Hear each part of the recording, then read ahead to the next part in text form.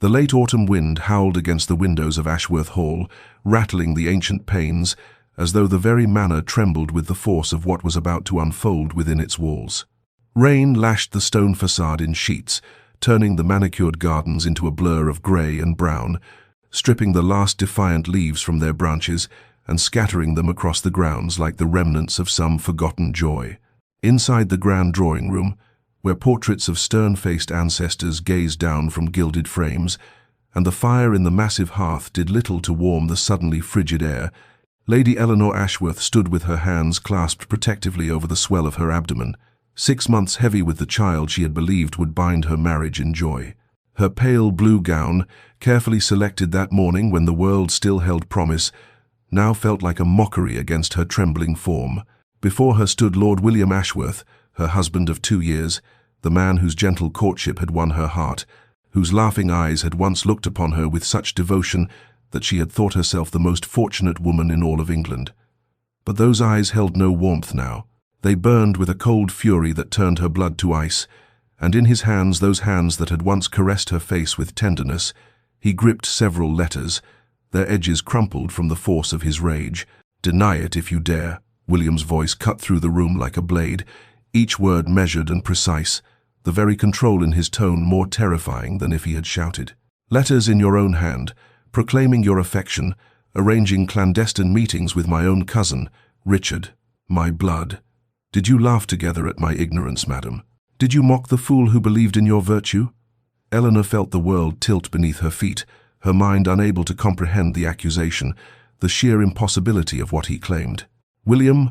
there must be some mistake. I have written no such letters. Richard is your cousin, nothing more. I barely know him. Please let me see them. There has been some terrible error." Her voice, steady at first, began to fracture under the weight of his unchanging expression. She reached toward him, her hand extended in supplication, but he stepped back as though her very touch would contaminate him. "Error?" The word dripped with contempt. "I have examined them myself. The handwriting is yours, unmistakable. The intimate details, the references to our private life that only you could know." He broke off, his jaw clenched so tightly she could see the muscle jumping beneath his skin.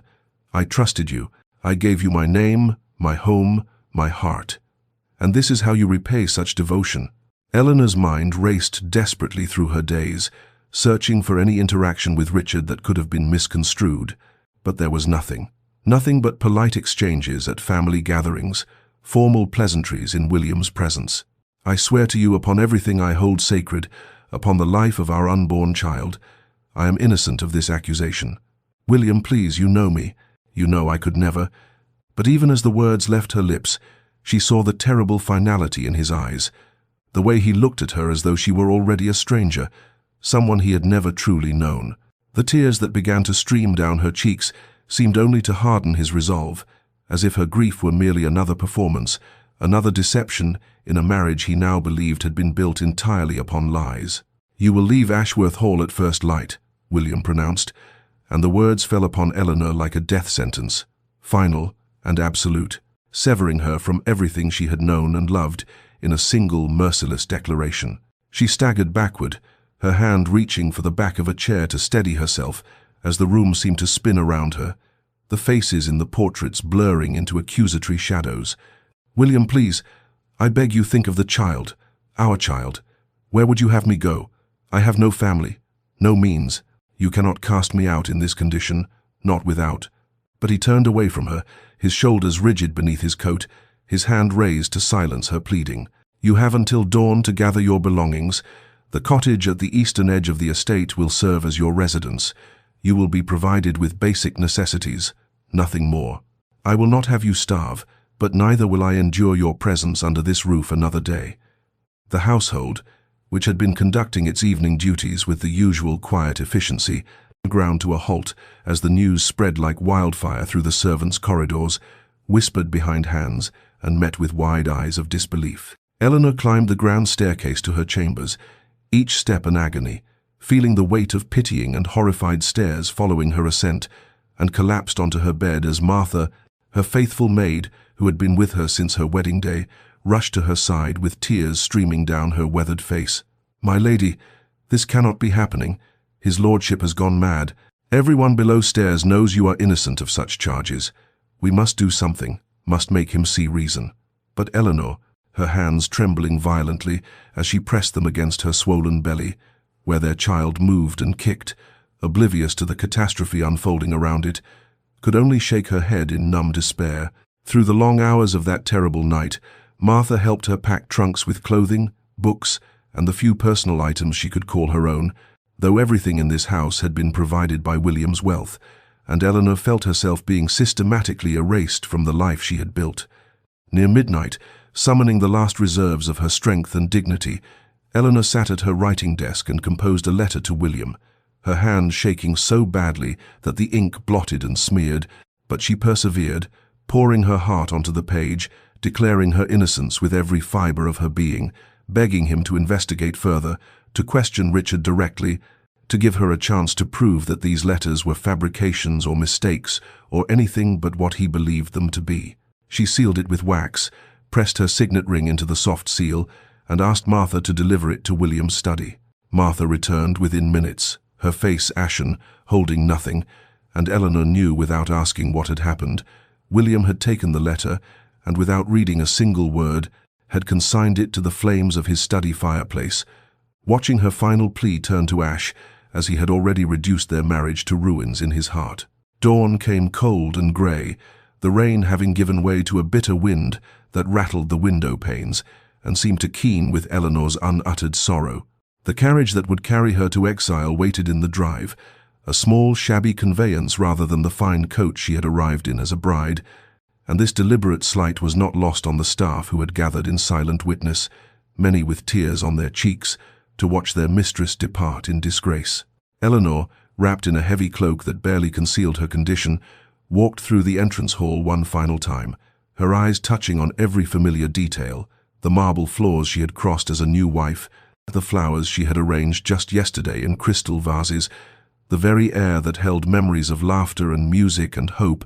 and then she stepped out into the cruel morning and did not look back, though she heard Martha's muffled sobs behind her and knew that at least one soul in this place believed in her innocence,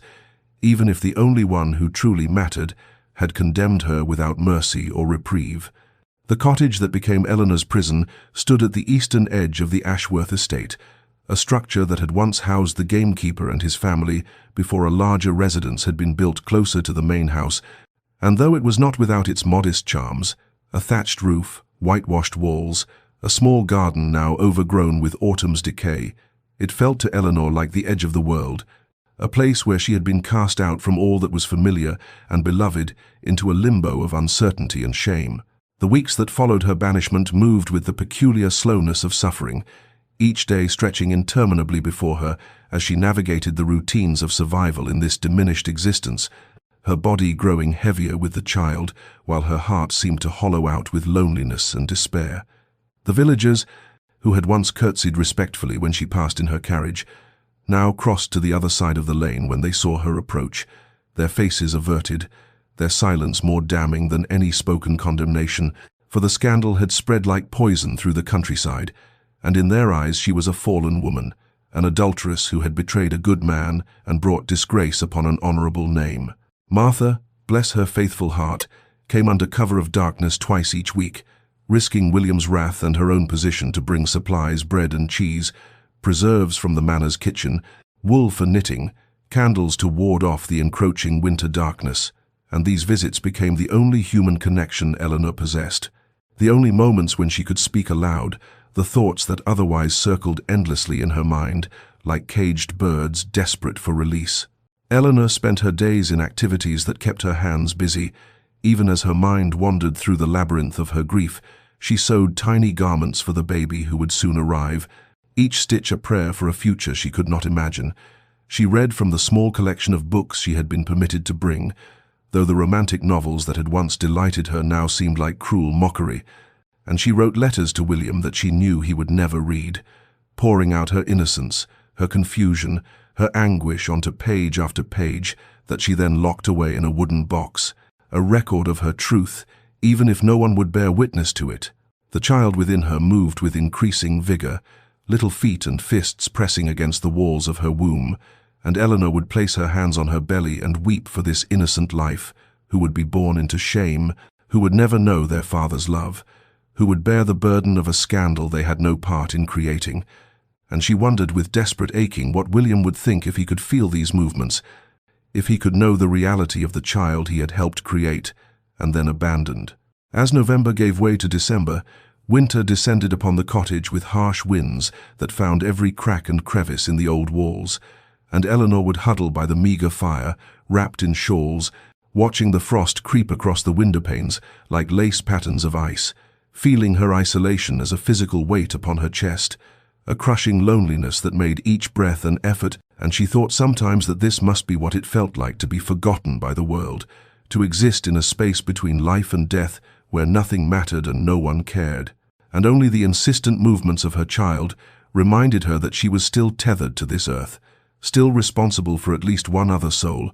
and so she endured, day after cold and endless day, waiting for a resolution she could not envision, and grieving for a love she feared was lost forever. William had believed that banishing Eleanor would bring him peace, that removing the source of his humiliation and betrayal from his sight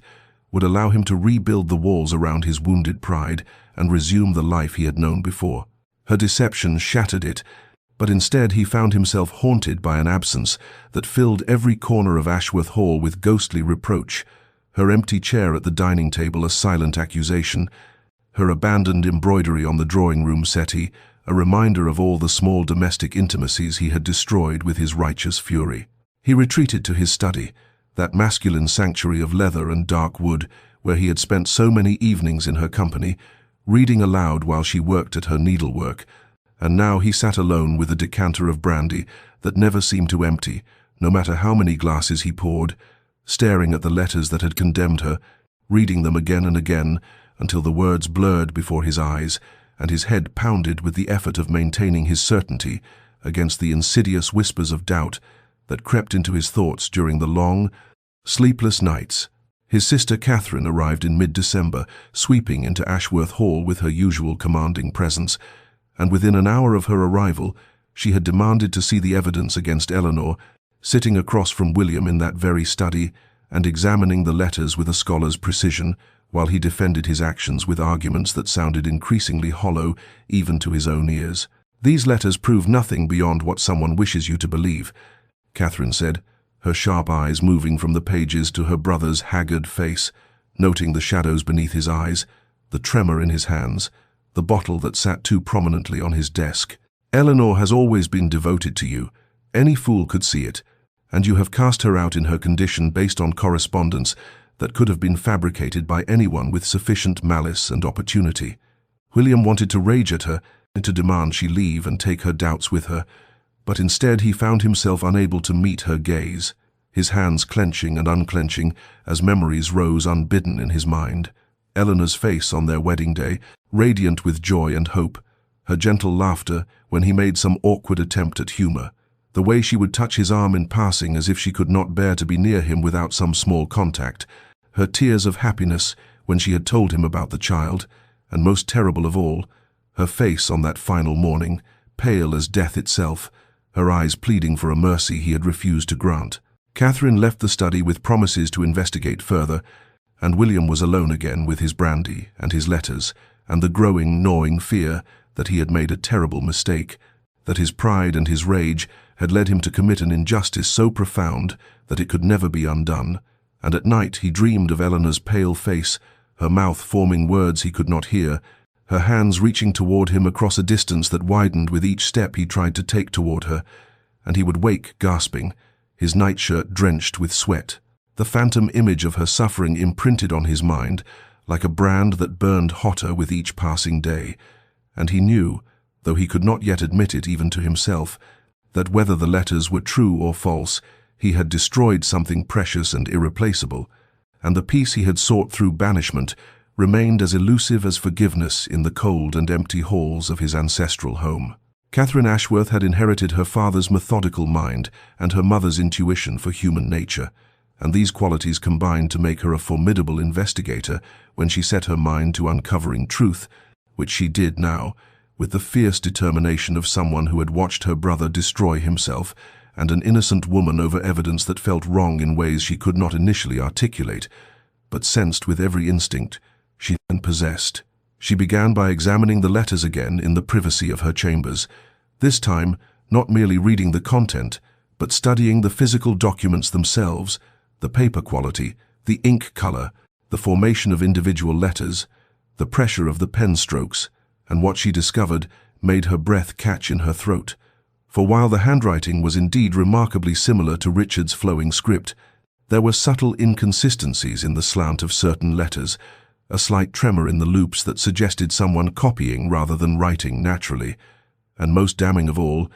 the paper stock was from a batch that had only been purchased for Ashworth Hall 6 months prior,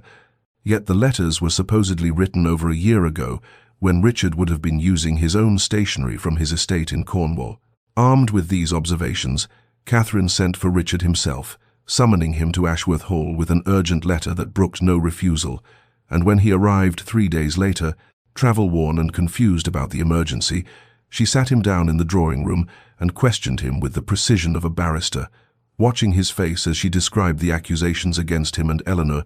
and what she saw there was not guilt but genuine shock and outrage that anyone could believe such falsehood about him and his cousin's wife, whom he had met only twice in his life, and for whom he felt nothing but respectful familial regard. Richard's alibi was impeccable and easily verified. He had been abroad for the better part of the previous year, first in Italy studying Renaissance art, and then in Greece examining classical ruins,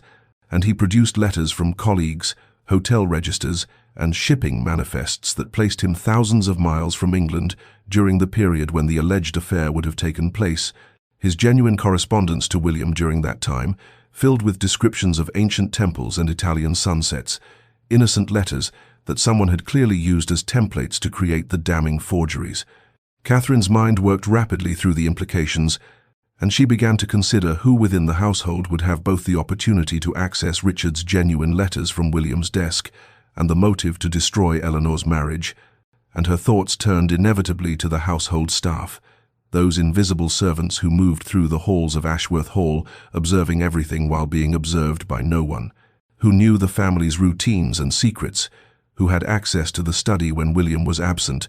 and most particularly to Mr. Blackwood, the household secretary who managed William's correspondence, who would have seen every letter Richard sent, who would have known the paper stock and had the skill to forge a convincing hand, and who had always seemed to Catherine to watch Eleanor with an intensity that went beyond professional duty, his eyes following her movements with a hunger he thought concealed, but which Catherine had noted with the vague discomfort one feels when sensing something not quite proper. She began to observe Blackwood with new attention, noting how he paled when she asked casual questions about household correspondence,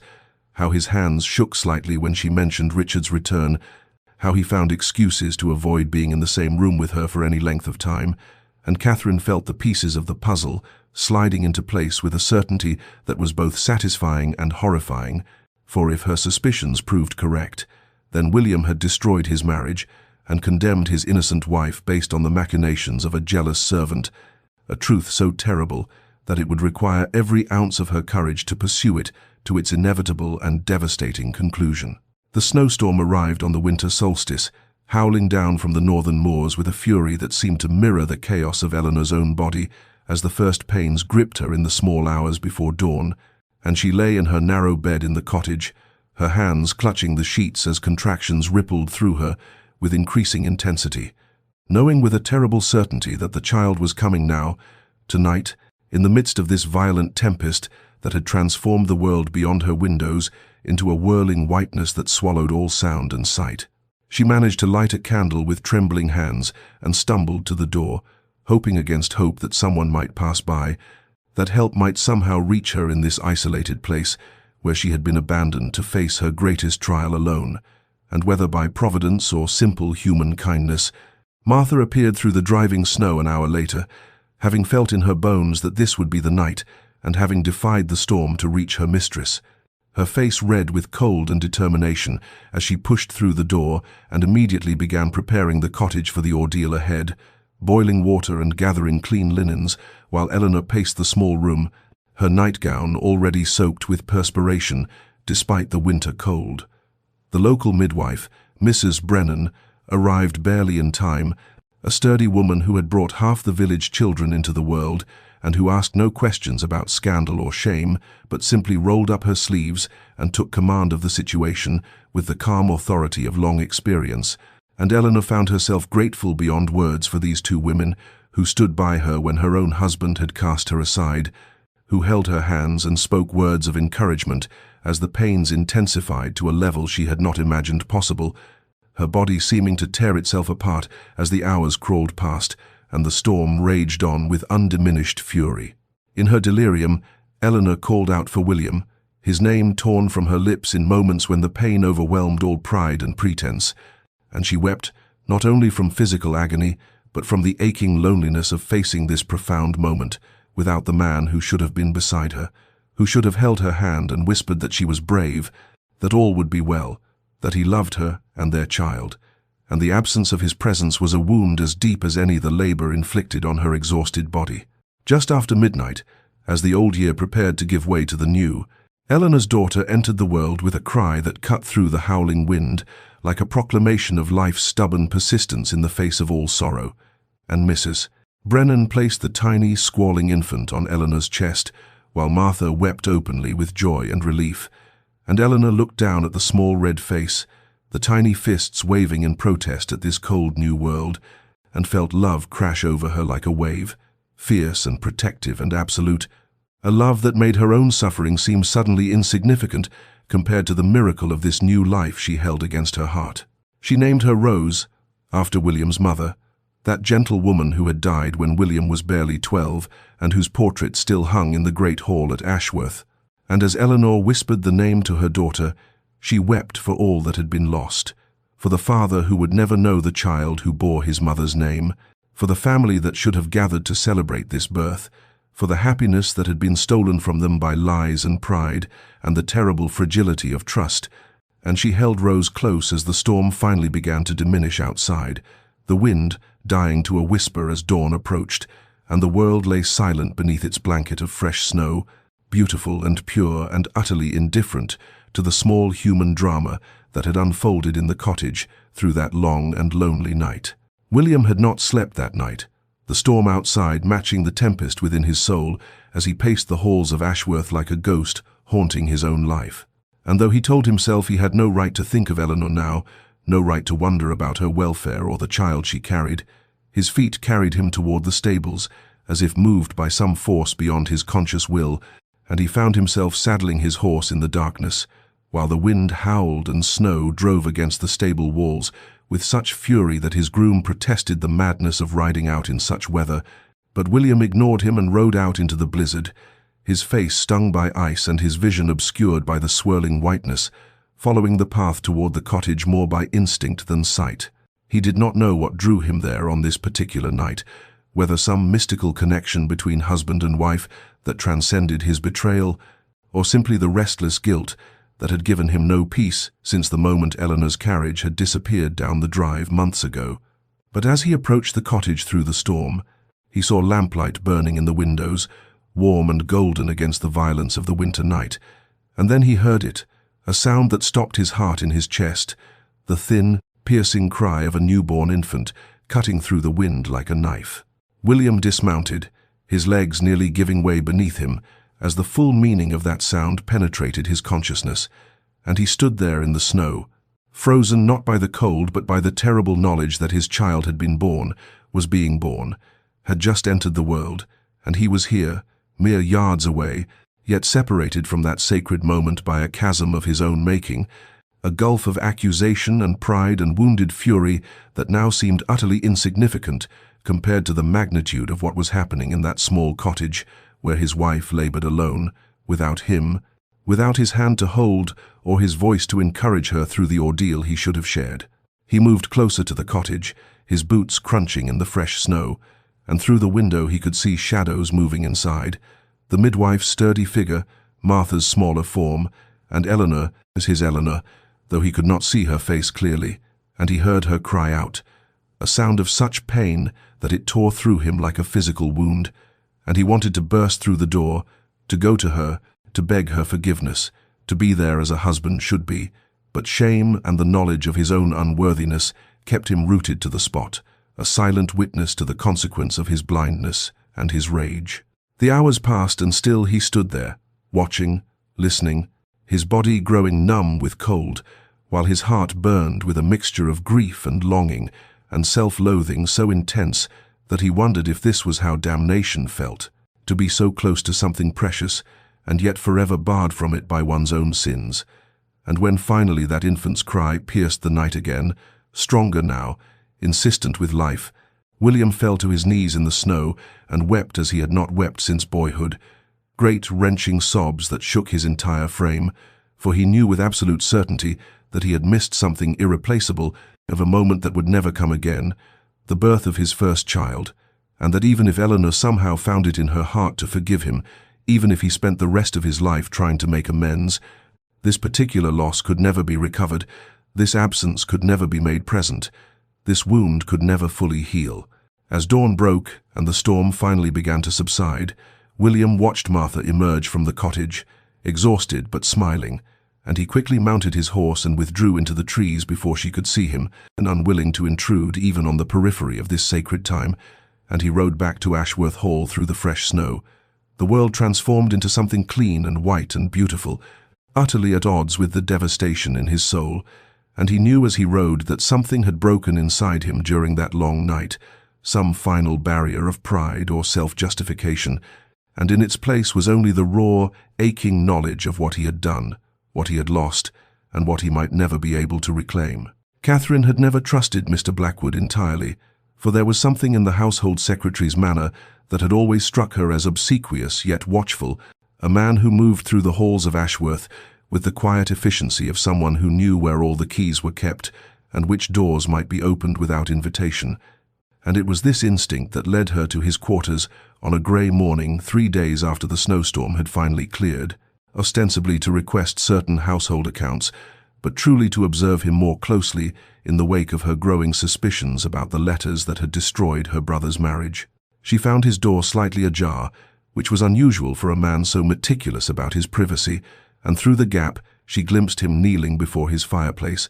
feeding papers into the flames with movements that betrayed a desperate haste, utterly unlike his typically measured demeanor. And without hesitation she pushed the door open fully and demanded to know what he was burning with such urgency that he had not even properly closed his door. Blackwood leapt to his feet, his face draining of color, and for a moment Catherine saw naked panic in his eyes before he attempted to compose himself, stammering something about old correspondence that was no longer needed. But Catherine had already crossed the room and seized several sheets from the desk before he could stop her, and what she saw there made her blood run cold, page after page of handwriting practice. Richard's distinctive script, copied over and over with painstaking precision, and beside these practice sheets lay several of Richard's actual letters from his travels abroad,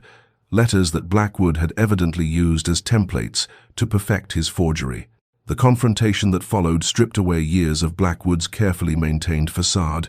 and under Catherine's relentless questioning, delivered with all the imperious authority of her station,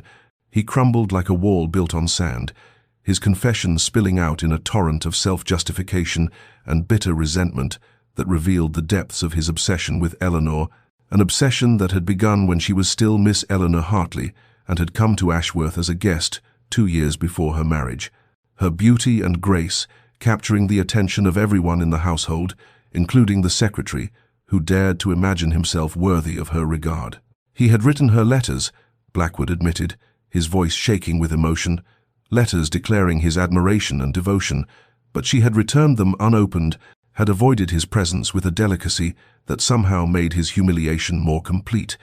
And when William had begun courting her in earnest, when it became clear that the lord of the manor would claim what the secretary had foolishly dreamed might be his, something had broken inside Blackwood, some last vestige of rationality, giving way to a poisonous envy that had festered for months until he conceived his terrible plan. The forgery had been simple enough for a man with access to Richard's correspondence and the skill to mimic handwriting that came from years of copying his master's hand on documents and letters, and Blackwood had crafted his false evidence with meticulous care, weaving in enough authentic detail to make the letters convincing, while adding the poison of invented intimacy and confession that would destroy Eleanor's reputation and marriage, and he had planted them where William would find them. Knowing his master's pride and jealous temperament well enough to predict that he would react with fury rather than investigation, that he would believe the evidence of ink and paper over the protestations of the wife who had wounded Blackwood's vanity by preferring another. Catherine listened to this confession with mounting horror and rage, and when Blackwood finished, his shoulders slumped in defeat. She told him in a voice of ice that he would repeat every word to William immediately, that his malice had destroyed an innocent woman and torn apart a family, and that whatever mercy he might have hoped for had been forfeited by the magnitude of his crime. And she summoned footmen to ensure he could not flee while she went to fetch her brother, knowing that the revelation she was about to deliver would shatter William, even as it freed Eleanor from the false condemnation that had defined these terrible months of separation and sorrow. William was in the library when Catherine arrived, her face grave with purpose, and before he could rise from his chair, she told him in a voice that permitted no argument that he must come with her immediately to the drawing-room, where a matter of utmost urgency awaited his attention, and though he began to protest, something in her expression silenced him, and he followed her down the corridor with a growing sense of dread that intensified. When he entered the drawing-room, to find Blackwood standing between two footmen, the secretary's face ashen and his hands trembling, and on the table before them lay the damning evidence, the practice sheets, the genuine letters from Richard, and several of the forged pages that Catherine had rescued from the flames. Catherine presented the facts with cold precision, her voice steady as she recounted Blackwood's confession, and as the full truth unfolded before him, William felt the world tilt and shift beneath his feet, for here was proof absolute that Eleanor had been innocent, that the letters he had believed with such certainty were nothing more than the twisted creation of a jealous man's obsession, and he turned to Blackwood with such fury rising in his chest that the footman stepped forward instinctively to restrain him. But William's rage, though terrible, was eclipsed almost immediately by something far worse, a grief so profound and all-consuming that it drove him to his knees as surely as a physical blow. He demanded that Blackwood explain himself, to speak the words aloud in his own voice, and the secretary did so in a halting confession that laid bare years of unrequited desire and resentment, his voice growing stronger as he tried to justify his actions by claiming that Eleanor had humiliated him by rejecting his advances, that she had deserved to suffer as he had suffered, and it was this final statement that broke through William's paralysis, and he surged to his feet and struck Blackwood across the face with such force that the man fell backward, and William stood over him and said in a voice shaking with barely controlled violence that Blackwood would be turned over to the magistrate immediately, that he would face the full consequences of his crimes. But even as he spoke these words, William knew that no punishment inflicted on Blackwood could undo the damage that had been done, could restore the months of Eleanor's suffering, or return to him the moment of his daughter's birth that he had missed. Catherine ordered the footman to take Blackwood away and lock him in the cellar until the magistrate could be summoned, and when they were alone, William collapsed into a chair and buried his face in his hands, and his sister stood beside him in silence for a long moment before placing her hand on his shoulder and telling him gently that he must go to Eleanor now, that he must tell her the truth and beg her forgiveness. But William shook his head and said in a voice raw with anguish that he had no right to ask forgiveness, that he had condemned an innocent woman, had cast her out while she carried his child, had left her to suffer alone through pregnancy and childbirth, because he had been too proud and too quick to believe the worst, too ready to let wounded vanity override every instinct of love and trust. And how could such a transgression ever be forgiven? How could Eleanor ever look upon him again without remembering the cruelty of his accusation and the absoluteness of his rejection? Catherine knelt before her brother and took his hands in hers and told him that he could not know whether Eleanor would forgive him unless he had the courage to seek that forgiveness, and that remaining in his guilt and despair was itself a kind of cowardice, an indulgence of his own pain rather than a genuine attempt at redemption. And her words struck him like cold water, shocking him into clarity, and he realized that she was right, that whatever Eleanor's answer might be, he owed her the truth and his complete and abject apology, not for his own sake but for hers, so that she might know beyond any doubt that she had been innocent all along, that the fault had been entirely his, and that if she chose never to see him again, he would accept that judgment as just and deserved. William left Ashworth Hall within the hour, riding through the cold afternoon with a desperation that made him heedless of the icy wind cutting through his coat, and he arrived at the cottage as the winter sun was beginning its descent toward the horizon, casting long shadows across the snow-covered ground, and he dismounted with trembling hands and approached the door where he had not stood since the day he had watched from the darkness during the storm. Too cowardly then to announce himself, too lost in his own torment to offer comfort when Eleanor had needed it most. He knocked, and the sound seemed to echo in the stillness, and after a moment he heard movement within, light footsteps approaching, and then Martha's voice asking who was there, and when he identified himself, the silence that followed was so complete and terrible that he thought perhaps she had simply walked away. But then she opened the door just wide enough for him to see her face, stern and protective, and she told him in a voice devoid of warmth that her mistress was not receiving visitors,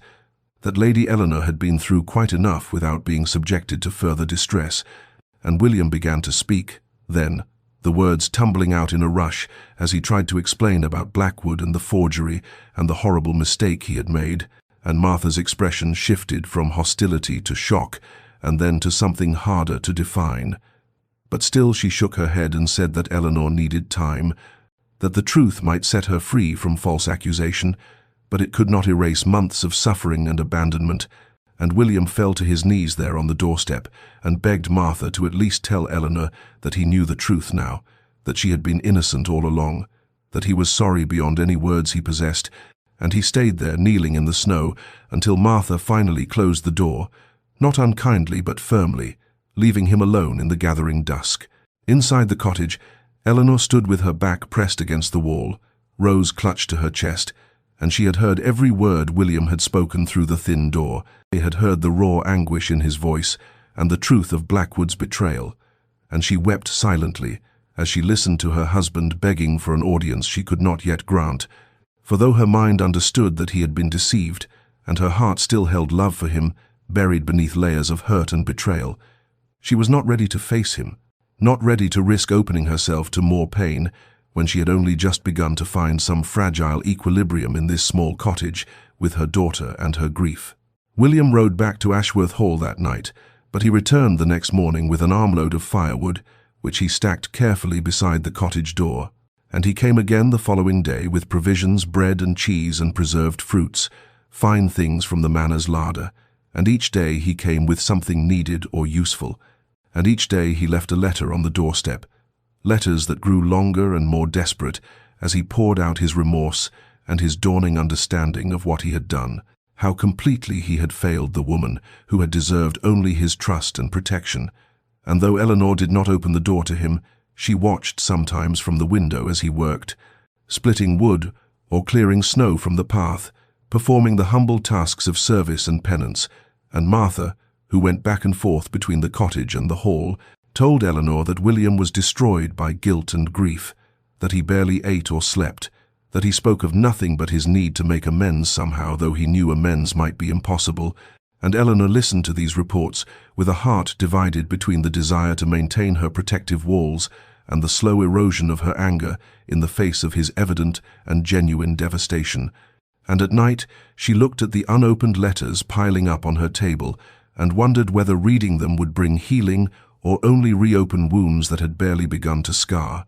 whether the truth that had come too late could ever truly set either of them free. 7 days passed in this manner, with William's daily visits and his letters accumulating on Eleanor's table like fallen leaves, and on the 8th morning Eleanor woke before dawn to find Rose sleeping peacefully in her cradle, and the silence of the cottage pressing against her like a physical weight, and she rose and lit a candle and stood before the stack of unopened letters, her hand hovering over them as she had done a dozen times before, but this time something had shifted within her, some small crack in the armor she had built around her heart, and she picked up the first letter with trembling fingers and broke the seal and began to read. William's words were raw and unguarded, stripped of all the formal eloquence that had characterized their earlier correspondence, and he wrote of Blackwood's confession and the evidence Catherine had discovered, explained in careful detail how the forgery had been accomplished, and his own terrible blindness in accepting the letters as truth, but more than the facts he wrote of his devastation at what he had done, how he had lain awake every night since learning the truth and relived the moment of his accusation,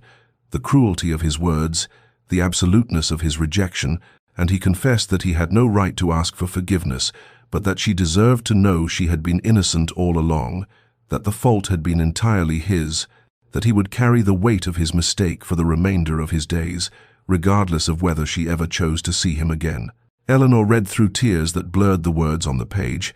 and when she finished the first letter, she picked up the second and then the third, and she read through the morning as Rose slept, and the winter sun climbed slowly into a pale sky, and with each letter she felt something loosening inside her chest. Not forgiveness exactly, but a recognition that William's suffering was genuine and profound, that he understood the magnitude of his transgression, and was not seeking to excuse or diminish it, but simply to acknowledge the truth and accept whatever judgment she might render. When Martha arrived mid-morning with supplies, she found Eleanor sitting at the table surrounded by opened letters,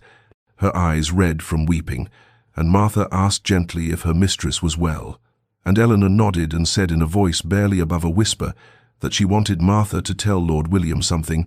that she wanted him to know the child's name. And Martha's face softened with understanding, and she promised she would relay the message that very day. William was splitting wood behind the cottage when Martha approached him, and he straightened immediately and asked if Eleanor had read the letters, if there was any response. And Martha told him that Lady Eleanor wished him to know that their daughter had been named Rose, after his late mother, and the effect of these words on William was immediate and complete. He dropped the axe and sank to his knees in the snow, and wept with such force that his whole body shook. For in that single gesture he understood that Eleanor had not forgotten him during her exile, that even in her darkest hours she had thought of him and honored his family, and he realized that the woman he had wronged so terribly had still found room in her heart to offer this small kindness, this connection between their daughter and the grandmother who would never know her. And Martha stood watching him cry and felt her own eyes fill with tears, for she had served both of them and loved them both, and she had hoped against hope that somehow the pieces of this shattered marriage might be gathered up and made whole again, though she knew that such healing would require time and patience and a kind of courage that neither Eleanor nor William might possess. And yet, in this moment, seeing William broken and humbled and genuinely transformed by his grief and remorse, she allowed herself to believe that perhaps redemption was not impossible, after all. 3 weeks passed before Eleanor finally sent word through Martha that she would see William, though the conditions she set were precise and protective. He might come to the cottage at midday when the light was strongest, and he might look upon his daughter, but he would remain outside while she stood at the window with Rose in her arms, the glass between them, a transparent barrier that spoke volumes about the fragility of this first concession. And William agreed immediately to these terms, grateful for even this small mercy, and he arrived at the appointed hour dressed with more care than he had shown in months, his hands shaking as he approached the cottage and saw Eleanor's silhouette behind the wavy glass of the window. And when she stepped closer, and he could see her clearly for the first time since that terrible morning of accusation, he was struck by how she had changed, her face thinner and marked by suffering, her eyes holding a wariness that had never been there before. But she was still beautiful, still the woman he had loved and betrayed. And then she shifted the bundle in her arms and turned it toward the window, and William saw his daughter. Rose was sleeping, her tiny face peaceful and perfect, with delicate features that seemed almost translucent in the winter light. And even through the distortion of the glass, William could see the resemblance to his mother, the same shape of the eyes, the same curve of the mouth, and the recognition of this inheritance that spanned generations made his throat tighten with emotion. For here was proof of continuity and connection, his mother's legacy living on in this child he had never held. And he raised his hand and placed it flat against the cold glass, as if he might somehow touch them through this barrier. And Eleanor watched his face as he gazed at Rose, saw the naked longing and love and grief that played across his features, and something shifted inside her, some small weakening of the walls she had built, for she could see that his anguish was genuine, and his love for their daughter immediate and unconditional. And she found herself studying him, as he stood there with his hand pressed to the window, this man who had been her husband and her destroyer. and she saw that he was broken in ways that might never fully heal, that the weight of his mistake had changed him fundamentally, and after several long minutes, during which neither of them spoke, but simply looked at each other across the barrier of glass and hurt and time, Eleanor made a decision that surprised even herself, and she called out to him in a voice that carried through the window, asking if he would like to stay. And when he looked at her with confusion and desperate hope, she explained that if he wished he might sit on the porch while she sat inside by the window, that they need not speak if he preferred, but that he might remain there in proximity to his daughter,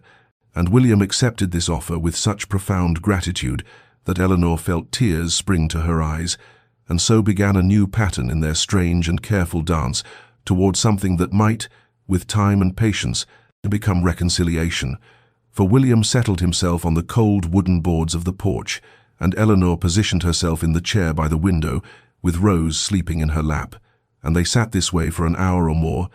saying nothing but sharing the space and the silence and the presence of the child who bound them together, whether they wished it or not. And when William finally rose to leave, he thanked Eleanor with a formality that seemed almost absurd given their history, and she nodded in acknowledgement.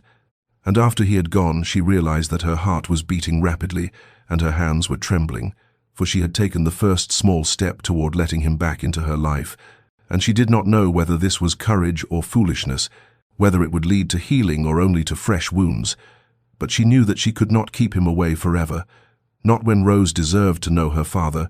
and so she resolved to continue these careful meetings and see where they might lead. The days began to settle into a rhythm that was both strange and strangely comforting, with William arriving each afternoon as the winter sun reached its pale zenith and taking his place on the cottage porch, while Eleanor positioned herself by the window with Rose, and at first they maintained the silence that had characterized their initial meetings. But gradually, William began to speak, his voice low and careful as he told her about the happenings at Ashworth Hall, how the gardens were preparing for spring, and the tenants had inquired after her health, and Eleanor listened without responding, but she listened nonetheless. And as the weeks passed, William's monologues grew more personal and revealing, for he spoke of his childhood in those very halls, how his father had been a distant and exacting man who valued duty above all else, and how William had learned early to suppress emotion and rely on reason, and he confessed that this upbringing had made him vulnerable to Blackwood's deception, for he had trusted the evidence of letters over the evidence of Eleanor's character. He had chosen cold logic over the warmth of faith in the woman he had married, and Eleanor heard in these confessions a man trying to understand his own failures, not to excuse them, but to trace their roots, and she found herself softening slightly toward him, even as she maintained her protective distance. One afternoon in early March, when the first hints of spring were touching the frozen landscape, and Rose was playing on a blanket near the window, making the delightful burbling sounds that infants make when they discover their own voices, Eleanor made a decision that surprised even herself, and she rose from her chair and crossed to the door and opened it just slightly, perhaps 6 inches, enough that the sound of Rose's laughter could flow freely through the gap to where William sat on the porch, and she watched through the window as he turned toward that sound, with such longing and joy on his face that tears immediately sprang to his eyes, and he sat very still as if afraid that any movement might cause Eleanor to close the door again. And he listened to his daughter's happy sounds with an expression of such profound gratitude that Eleanor felt something crack inside the protective shell she had built around her heart. For she realized that this man before her was not the cold and certain judge who had banished her, but rather someone broken and remade by his own mistakes, someone who had learned through terrible suffering the difference between the appearance of righteousness and its reality, and she began to see that perhaps genuine repentance was not merely words or gestures, but this kind of fundamental transformation, this willingness to sit day after day in the cold and accept whatever small mercies she might offer without demanding more. And when William finally spoke that day, his voice was thick with emotion, and he thanked her for this gift of hearing Rose's laughter, and Eleanor found herself responding for the first time in weeks, saying quietly that Rose deserved to know her father's voice, and though the door remained only slightly ajar and the distance between them remained vast, something had shifted in that moment, some acknowledgement that they were moving, however slowly, towards something that might eventually become reconciliation. Spring arrived with a gentleness that seemed almost apologetic after the harshness of winter, bringing with it the scent of earth awakening and the sight of early crocuses pushing through the thawing ground. And on a morning in late April, when the air was soft and the sunlight held genuine warmth for the first time in months, Eleanor made a decision that had been forming slowly in her heart over the preceding weeks of careful observation and tentative thawing. And when William arrived for his customary afternoon visit, she did not position herself by the window as had become their ritual, but instead she opened the door fully and stood in the doorway with Rose on her hip, and she spoke the words that would change everything between them, inviting him to come inside, to sit with them properly. And William stood frozen on the porch for a long moment, as if he could not quite believe what he had heard. And when he finally moved forward, his steps were hesitant and reverent, as though he were entering a sacred space where he had no right to tread, and Eleanor gestured to the chair across from her own beside the fireplace, and they sat facing each other with Rose, now sleeping peacefully in Eleanor's arms, and for several minutes neither spoke, both seeming to recognize the significance of this moment, this crossing of a threshold that had stood between them for so many months. William was the first to break the silence, and his voice when he spoke was careful and measured, for he began to explain, not to justify but to illuminate, describing those terrible days after he had received the forged letters, how his world had seemed to shatter, how every happy memory had been recast in a darker light, how he had felt betrayed, not just in his marriage, but in his very judgment of human character. And he admitted that his response had been not only cruel but cowardly, that he had acted from wounded pride as much as wounded love, that he had wanted to hurt Eleanor as he felt hurt, without pausing to consider that the evidence might be false or his conclusions hasty, and Eleanor listened to this confession without interrupting. And when he fell silent, she began to speak her own truth, describing the loneliness of her exile, the fear that had gripped her during those final months of pregnancy, when she wondered if she would survive the birth, and what would become of her child if she did not, the profound grief of bringing Rose into the world without the man she loved beside her. And she spoke of how his accusation had not only wounded her but changed her, made her question her own worth and judgment, made her wonder if she had ever truly known him at all. And as she spoke, William's face reflected the full weight of what his actions had cost them both, and his hands gripped the arms of his chair as if he needed something solid to hold on to. And when Eleanor finished speaking, the room was heavy with shared sorrow and the accumulated pain of separation. Then William said something that surprised Eleanor with its wisdom and humility, for he told her that he was not asking for her forgiveness, that he knew he had no right to ask for such a gift, but that he was asking instead for the opportunity to prove himself worthy of it someday, that he wanted to earn back her trust through patient demonstration rather than through words or appeals to their past, and this acknowledgement that forgiveness could not be demanded or rushed, but must be freely given when and if it came, moved Eleanor deeply,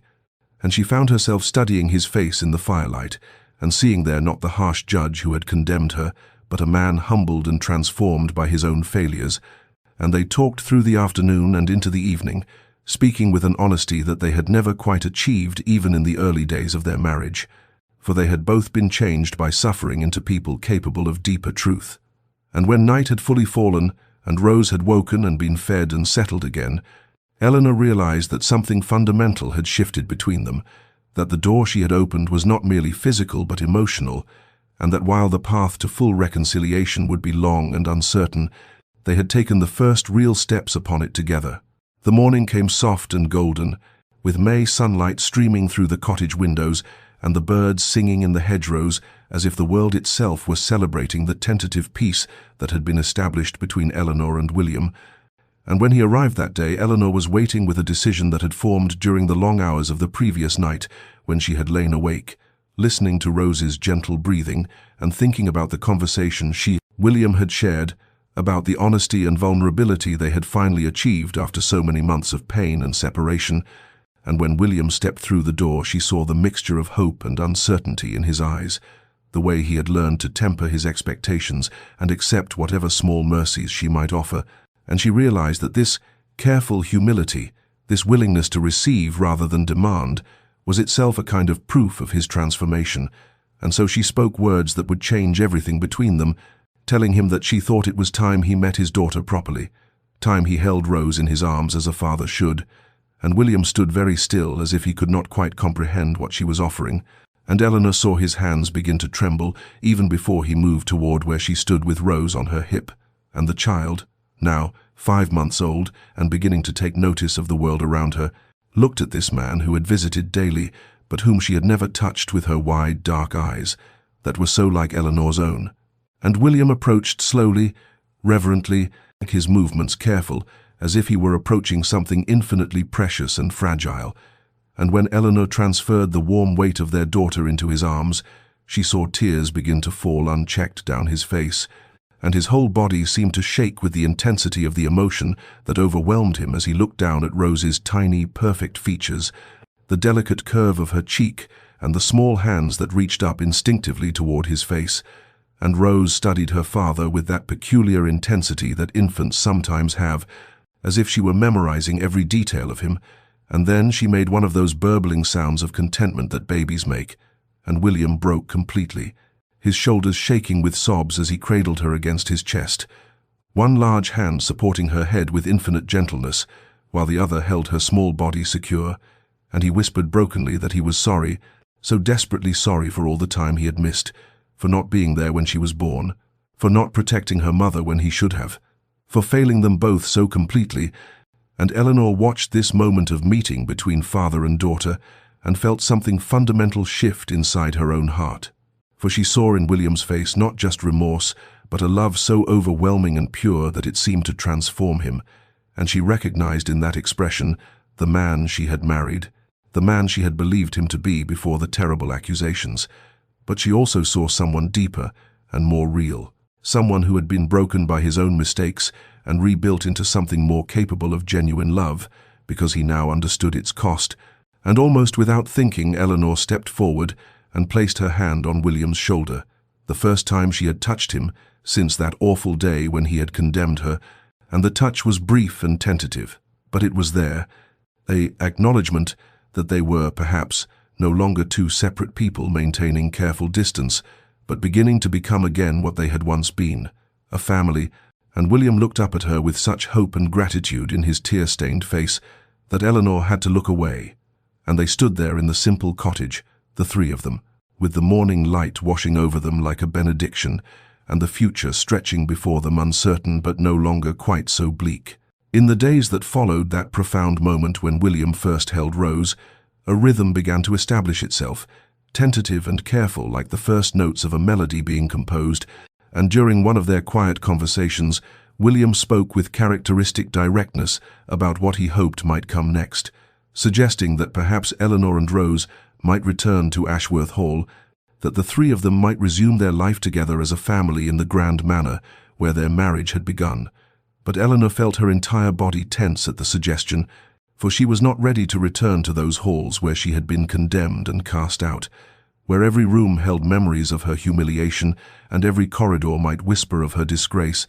and she told William with gentle but absolute firmness that she could not yet face that return, that the cottage had become her sanctuary, and she needed more time before she could even contemplate leaving it. And William, to his credit, did not press or argue but instead asked a different question,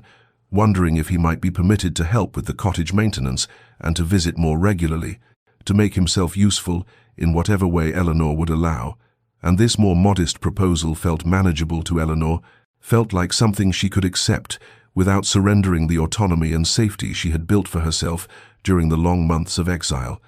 And so she agreed, and from that day forward, William's presence became woven into the fabric of their daily life, in ways both practical and profound. For he arrived each morning with his tools and his willingness, repairing the sagging gate and the loose shingles on the roof, chopping wood for the winter stores, even though summer was barely beginning, mending the fence that kept the small kitchen garden safe from wandering deer,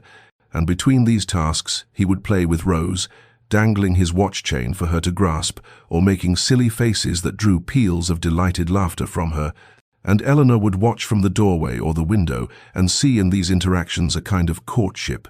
For William was courting not only his daughter's affection, but his wife's trust, proving through accumulated small actions what words alone could never demonstrate. And he brought Eleanor gifts that showed he remembered who she was beneath the pain, bringing her books of poetry because he recalled her love of verse, bringing her the first strawberries from the Ashworth Gardens because she had once mentioned they were her favorite, bringing her wildflowers gathered from the fields because she had always preferred them to hothouse blooms. And in the evenings he would read aloud to her while she sewed or nursed Rose, his voice filling the cottage with stories of far-off places and impossible adventures. And slowly, imperceptibly at first, but then with gathering momentum, Eleanor began to feel something shift inside herself, began to recognize that the walls she had built around her heart for protection were perhaps no longer necessary, that the man before her had indeed changed and had been humbled and refined by his own terrible mistakes into someone capable of the patience and devotion that true love required. And she found herself watching him with Rose and feeling not just appreciation, but something warmer, something that reminded her of how she had felt in the early days of their marriage when everything had seemed possible and their future had stretched before them, bright with promise. And though she was not yet ready to speak these feelings aloud, she knew that William's persistent, gentle presence was rebuilding, not just the physical structures of the cottage, but the foundation of trust upon which their marriage might someday stand again. Summer arrived in earnest, bringing with it long golden evenings, when the light seemed to linger forever, and the air was sweet with the scent of honeysuckle and wild roses. And on one such evening in late June, when Rose was nearly 8 months old and growing more active and curious with each passing day, Eleanor and William were in the cottage garden, watching their daughter explore the world from her blanket on the grass, reaching for butterflies and laughing at the way the leaves moved in the gentle breeze. And William had been telling Eleanor about his plans for expanding the tenant cottages on the estate, seeking her opinion as he had begun to do more and more frequently, valuing her thoughts and perspective in a way he had failed to do during their first marriage. And Eleanor was responding with genuine interest when suddenly Rose pulled herself up, using the edge of the blanket, wobbling precariously on her small legs with a look of fierce determination on her face, and both parents fell silent, watching their daughter with held breath. And then Rose let go of the blanket and took one lurching step forward, then another and another, moving toward William with her arms outstretched and her face alight with triumph. And William dropped to his knees with tears already streaming down his face and opened his arms to catch her. And when Rose tumbled into his embrace, both parents were crying and laughing simultaneously, overwhelmed by the beautiful ordinariness of this milestone that so many parents witnessed together, but which they had feared they might never share. And William held Rose close and looked up at Eleanor with such joy and such sorrow mingled together that Eleanor felt something break open inside her chest, some final barrier she had been maintaining around her heart, and she realized in that crystalline moment of shared happiness that she had forgiven him, truly and completely forgiven him, that the weight of resentment and hurt she had been carrying had somehow dissolved in the accumulated days of his patient devotion and genuine transformation. And when William had settled Rose back on the blanket to practice her new skill, Eleanor asked if he might walk with her for a moment, and they moved to the edge of the garden where the roses grew wild against the stone wall. And there in the fading light, Eleanor told him that she believed in his remorse, that she could see his love was real and his repentance genuine. And William went very still and then asked in a voice barely above a whisper whether she thought she might someday be able to love him again, whether there was any hope that they might rebuild what he had so carelessly destroyed. And Eleanor looked at this man who had been both her greatest love and her deepest pain, who had condemned her unjustly, but who had also spent months proving his devotion through actions rather than words. And she told him the truth that had been growing in her heart without her quite realizing it, that she had never stopped loving him, even when she hated what he had done, that the love had been buried beneath layers of hurt and betrayal, but it had never died. And now, in the light of his transformation and her own healing, she could feel it stirring again, tender and new, but undeniably there. And William wept openly and asked if he might embrace her, and Eleanor stepped into his arms for the first time since before the accusations. And they stood there in the garden with their daughter playing nearby, and the evening light turning everything to gold, holding each other while the past began finally to release its grip on the present. The decision to return to Ashworth Hall was not made lightly or quickly, but rather emerged gradually over the course of several weeks following that transformative evening in the garden, and Eleanor found herself thinking about the manor, not with the dread and revulsion she had felt for so long, but with a cautious willingness to reclaim what had been stolen from her.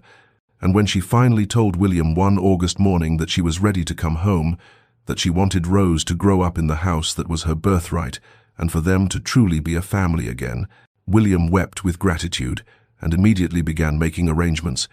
and the day of their return was set for late September, when the weather would be fine, and Eleanor would have time to prepare herself emotionally for crossing that threshold again. And when the day arrived, William came to collect them in the carriage,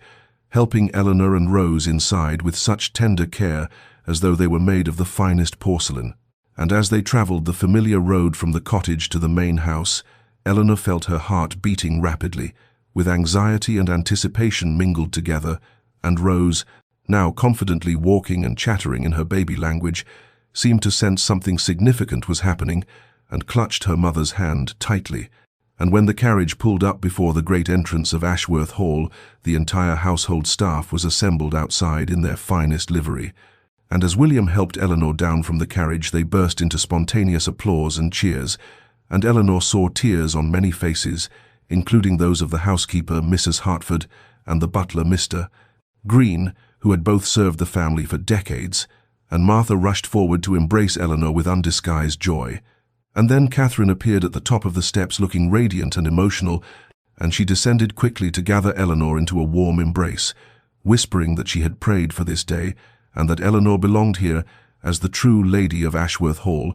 and Eleanor felt the kindness of these people who had never truly believed the lies about her washing over her like a benediction, and with William on one side and Catherine on the other, she walked through the great doors and into the entrance hall, where everything was exactly as she remembered, yet somehow transformed by the knowledge that she was returning not in shame but in triumph. And William led her upstairs to their private chambers, and when he opened the door, Eleanor gasped in surprise, for he had had everything redecorated in soft shades of cream and rose and gold, removing every piece of furniture and every painting that had been there during those terrible days of accusation, and replacing them with new things that held no painful memories. And there was a beautiful nursery adjoining the main bedroom, with a cradle carved from cherry wood and walls painted with delicate flowers and butterflies, and Eleanor turned to William with tears streaming down her face, and thanked him for understanding that she needed this space to be new, to be untainted by the past. And that night, after Rose had been settled in her new cradle, Eleanor and William lay in the great bed that had been brought in specially for their return, with Rose sleeping peacefully between them in her smaller cradle positioned so they could both see her, and Eleanor looked around at the soft candlelight playing on the new walls and felt something she had not felt since before everything fell apart. She felt safe. She felt home. She felt that perhaps the future they had once dreamed of might still be possible after all. The winter months following their return to Ashworth Hall passed in a gentle rhythm of healing and rediscovery, as Eleanor and William learned again how to be husband and wife, not in the naive way of their first marriage, but with a deeper understanding forged through suffering and redemption.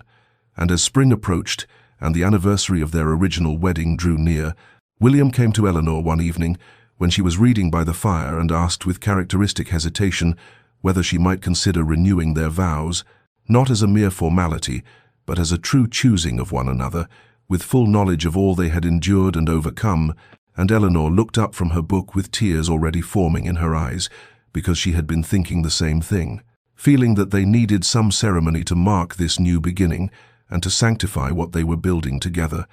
And so it was arranged that on the first day of May, they would gather in the small chapel on the estate grounds, with only their closest loved ones present to witness them, pledge themselves to one another again, and the weeks of preparation were filled with quiet anticipation, as Eleanor commissioned a simple gown of cream silk without the elaborate ornamentation of her first wedding dress, something that spoke to the quiet strength she had gained rather than the innocence she had lost. And William worked with the vicar to craft new vows that would acknowledge the journey they had travelled and the commitment they were making, with eyes wide open to human frailty and the possibility of failure. And when the day arrived, it was perfect in its simplicity, with the chapel decorated only with wildflowers that Catherine had gathered from the fields, and Rose, now 13 months old and walking confidently, and had been given a small basket of flower petals to carry, though she was more interested in eating them than scattering them. And as Eleanor entered the chapel on Catherine's arm, since her own father had passed years before, she saw William waiting at the altar with tears already streaming down his face, and the small gathering of servants and family who had stood by them through everything rose to their feet, and when Eleanor reached William's side, he took her hands in his, and they were both trembling, and the vicar began the ceremony. But it was their own words that mattered most, and William spoke first, his voice breaking as he acknowledged the terrible wrong he had done her, and the grace she had shown in allowing him to prove himself worthy of her love again, and he vowed before God and these witnesses that he would spend every remaining day of his life honoring her, protecting her, and choosing to trust her even when fear whispered lies.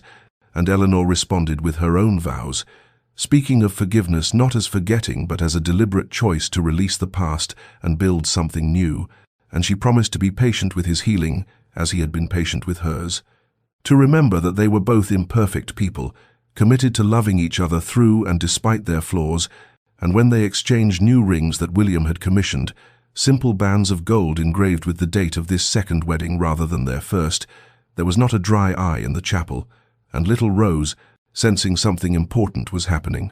toddled forward and wrapped her small arms around both her parents' legs, and the gathered witnesses laughed through their tears as William scooped up his daughter while keeping one arm around Eleanor, and the vicar pronounced them husband and wife again, bound not by naive promises but by tested commitment. And when William kissed Eleanor, it was with a reverence and gratitude that spoke of hard-won joy, and afterward they walked from the chapel into the spring sunshine, as a family truly united for the first time, not because the past had been erased, but because they had chosen to walk forward into the future together, carrying their scars but no longer defined by them. 5 years had passed since that May morning when Eleanor and William renewed their vows in the small chapel, and in those years the Ashworth family had flourished in ways that once seemed impossible during those dark months of separation and anguish. And Eleanor stood now in the morning room of Ashworth Hall, watching through the window as William chased Rose and her younger siblings through the garden.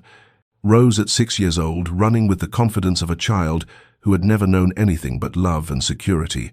Her brother Thomas, aged 3, following as quickly as his small legs could carry him, and baby Margaret just beginning to toddle, held carefully in her father's arms, and the sound of their laughter drifted through the open window like music, and Eleanor felt a contentment so profound it sometimes brought tears to her eyes, not tears of sorrow but of gratitude for the grace that had brought them to this place, and she thought of the cottage where she had endured those lonely months of exile, which William had transformed at her request into a family retreat where they spent quiet weekends away from the grandeur of the main house, a place that honored her suffering while no longer being defined by it. And she remembered the woman she had been when she first arrived there, broken and abandoned and carrying a child whose father had rejected them both, and she marveled at how that woman had found strength she never knew she possessed, had survived when survival seemed impossible, had learned that she could stand alone even as she hoped desperately not to have to, and William too had been transformed, the arrogant certainty that had led him to condemn her, without proper evidence, replaced by a humility and gentleness that made him a better husband, a better father, a better man than he had been before.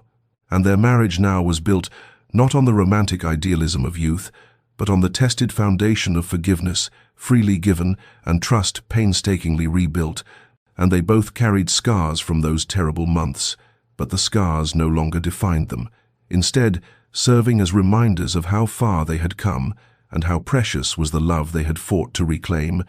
And watching William now with their children, seeing the joy on his face unmarred by the guilt that had haunted him for so long, Eleanor knew that they had achieved something rare and precious. They had taken the broken pieces of their shattered lives and built something stronger and more beautiful than what had existed before. And as Rose caught sight of her mother in the window and waved with uninhibited delight, Eleanor waved back and felt her heart overflow with love for this family that had been tested by fire and emerged refined rather than destroyed. And she knew that the story of their suffering and redemption would echo through the generations of Ashworths to come, a testament to the power of forgiveness and the possibility of second chances when met with genuine repentance and patient love. And, dear listener, may this tale remind you that we are all capable of terrible mistakes born of fear and pride, that a moment's rashness can shatter lives and destroy what is most precious. But may it also remind you that no mistake is beyond the reach of forgiveness when true remorse meets true grace, that redemption is possible even in our darkest hours, if we have the courage to face what we have done and the humility to accept the gift of another chance. And may you be slow to judge and quick to verify. May you choose trust over suspicion and love over fear. And when you yourself stand in need of forgiveness or are called to offer it, may you remember William and Eleanor and know that broken things can be made whole again, perhaps not as they were before, but as something even stronger for having been broken and mended. And may your nights be peaceful and your heart be light, knowing that love persists even through the longest winters, and that spring always comes again to those who wait with hope. And this story comes to you from Tales of Heart and Home, where we believe that every ending can become a new beginning if we choose love over bitterness and forgiveness over resentment. So until we meet again in another tale, may grace and peace accompany you on your journey.